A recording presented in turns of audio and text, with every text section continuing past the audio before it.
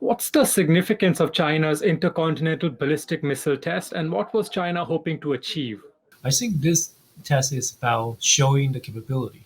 So the significance of it is that China hasn't tested long-range missile for a very long time. So the timing of the test is very important. Apparently, China is going to send a diplomatic signal to the United States and its allies.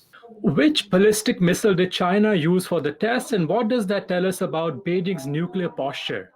As far as we know, the missile being tested in this test is DF-41, which is the latest intercontinental ballistic missile by China.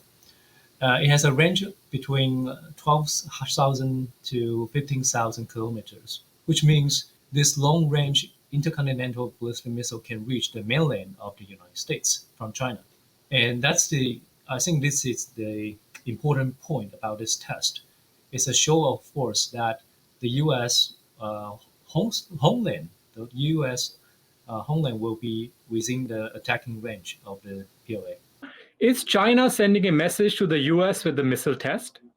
I do think that it raised the alarms of the U.S. and its allies that China now has the confidence and the capability to fulfill its own interest.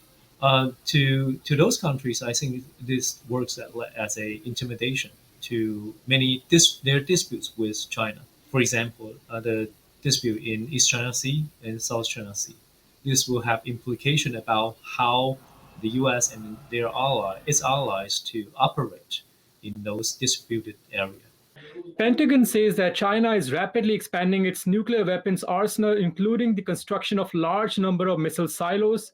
How will US and its allies respond to the latest missile test? Pentagon has already known that China is rapidly expanding its nuclear arsenal, and the Pentagon has already put out plans to respond to such expansion. We know that even though China is changing its nuclear arsenal, it still does not match the US's.